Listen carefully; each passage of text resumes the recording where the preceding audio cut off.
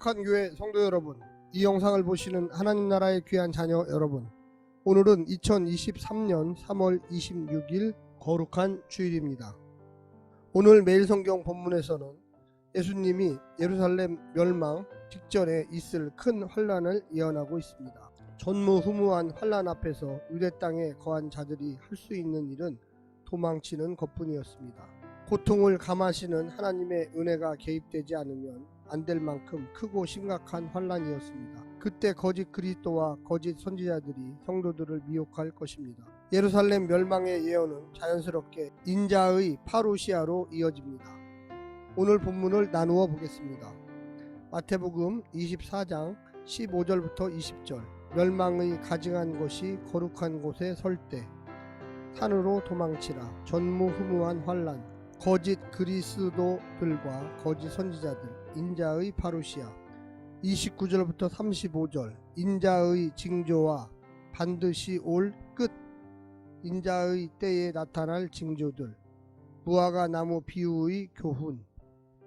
오늘 본문 마태복음 24장 15절부터 35절 말씀을 듣고 다시 오겠습니다.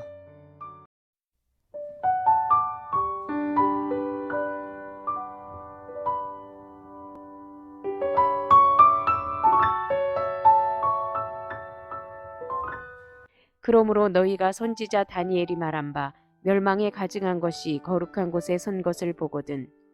그때에 유대에 있는 자들은 산으로 도망할지어다. 지붕 위에 있는 자는 집 안에 있는 물건을 가지러 내려가지 말며 밭에 있는 자는 겉옷을 가지러 뒤로 돌이키지 말지어다. 그날에는 아이 벤 자들과 젖 먹이는 자들에게 화가 있으리로다. 너희가 도망하는 일이 겨울에나 안식일에 되지 않도록 기도하라. 이는 그때에 큰 환란이 있겠음이라. 창세로부터 지금까지 이런 환란이 없었고 후에도 없으리라. 그 날들을 감하지 아니하면 모든 육체가 구원을 얻지 못할 것이나 그러나 택하신 자들을 위하여 그 날들을 감하시리라. 그때 사람이 너희에게 말하되 보라 그리스도가 여기 있다 혹은 저기 있다 하여도 믿지 말라. 거짓 그리스도들과 거짓 선지자들이 일어나 큰 표적과 기사를 보여 할 수만 있으면 택하신 자들도 미혹하리라. 보라 내가 너희에게 미리 말하였노라. 그러면 사람들이 너희에게 말하되 보라 그리스도가 광야에 있다 하여도 나가지 말고 보라 골방에 있다 하여도 믿지 말라. 번개가 동편에서 나서 서편까지 번쩍임같이 인자의 임함도 그러하리라. 주검이 있는 곳에는 독수리들이 모일 것이니라. 그날 환란 후에 즉시 해가 어두워지며 달이 빛을 내지 아니하며 별들이 하늘에서 떨어지며 하늘의 권능들이 흔들리리라. 그때 인자의 징조가 하늘에서 보이겠고 그때 땅의 모든 족속들이 통곡하며 그들이 인자가 구름을 타고 능력과 큰 영광으로 오는 것을 보리라. 그가 큰 나팔 소리와 함께 천사들을 보내리니 그들이 그의 택하신 자들을 하늘 이 끝에서 저 끝까지 사방에서 모으리라. 무화과 나무의 비유를 배우라. 그 가지가 연하여지고 잎사귀를 내면 여름이 가까운 줄을 아나니 이와 같이 너희도 이 모든 일을 보거든 인자가 가까이 곧 문 앞에 이른 줄 알라. 내가 진실로 너희에게 말하노니 이 세대가 지나가기 전에 이 일이 다 일어나리라. 천지는 없어질지언정 내 말은 없어지지 아니하리라.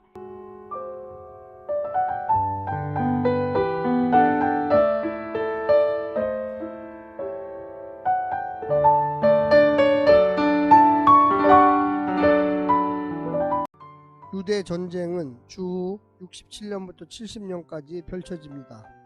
당시 유대교는 진부한 파벌 싸움에 갈등의 골이 깊어져 갔고 미온적이고 타협적인 종교 지도자들의 부패에 보다 못한 열심당원이 마침내 성전을 점령하게 됩니다. 이것이 로마군의 예루살렘 진격의 빌미를 제공합니다. 베스파시안이 시작한 전쟁이었지만 그의 아들 티투스가 마무리 짓습니다. 마지막 6개월의 참혹한 장면은 역사가 요세푸스의 기록에 고스란히 담겨 있습니다. 이런 역사적 비참함은 예언의 성취이며 마지막 파루시아 전에 펼쳐질 징조들로 연결되어 성도들을 깨우고 있습니다. 오늘 본문을 세 부분으로 나누어 자세히 설명드리겠습니다. 첫 번째, 보거든 도망하라. 하나님의 성전이 이방인들에게 수치를 당하면 그때가 성전이 멸망할 때인 줄 알고 도망해야 할 것입니다. 박해가 심해지고 사회 혼란이 격화되어 사람들 마음이 불안해질 것입니다. 그때 큰 표적이나 기사로 사람들 마음을 훔치려는 거짓 그리스도들과 거짓 선지자들이 나타날 것입니다. 그때 성도들이 해야 할 일은 세상을 변화시키는 것이 아니라 세상으로부터 도망하는 일입니다. 그것은 비겁한 일이 아닙니다. 지혜로운 일입니다. 두 번째는 미혹해도 믿지 말라. 시대가 어둡고 혼란스러울수록 자신이 대안이라고 희망이라고 주장하는 자들이 더 자주 더 많이 나타날 것입니다. 메시아가 나타났고 자신이 알고 있고 구원받는 비법도 알고 있다고 미혹하는 자들도 나올 것입니다. 하지만 그런 말을 믿을 필요가 없습니다. 왜냐하면 메시아는 누구나 알아볼 수 있게 분명히 임하실 것이기 때문입니다. 두려워할 것도 없습니다. 큰 환난 중에도 자기 백성을 향한 보호와 구원 역사는 계속하실 것이기 때문입니다. 심지어 이 백성이 감당할 수 있는 만큼으로 고난의 기간을 조정해 주실 것입니다. 로마에 의한 예루살렘과 성전 파괴는 로마 군대의 군사적 승리가 아닙니다.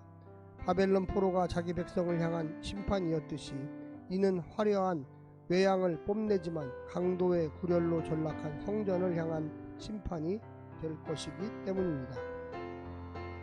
마지막 세 번째는 내 말은 없어지지 아니하리라. 하나님의 언약의 말씀은 사라지지 않고 이루어질 것입니다. 하나님의 심판이 성전 파괴로 임할 것입니다.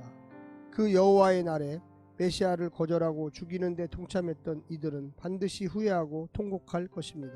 성전 멸망은 예수님께서 진정으로 하나님의 아들이시고 새로운 성전이시며 이스라엘뿐만 아니라 온 열방을 다스리고 심판할 권세를 하나님께 받은 인자이심을 증명할 사건이었습니다. 성전 파괴는 이스라엘과 성전 중심의 유대교가 무너지고 하나님 나라의 영역이 모든 민족으로 확장되는 신호탄이 될 것입니다. 하나님께 나아가는 길로서 유대인들이 거의 독점했던 성전이 무너짐으로써 이제 열방이 주의 사자들에게서 복음을 듣고 예수님이 통치하시는 하나님 나라와 하나님의 임재 안으로 들어올 수 있게 되었습니다. 사랑하는 성도 여러분, 말씀을 듣고 하나님의 말씀이 어디를 가리키고 있는지를 깨달으시기를 간절히 부탁드리겠습니다. 오늘 하루도 승리하시고 하나님의 놀라운 축복 가운데 사시기를 간절히 부탁드립니다. 샬롬.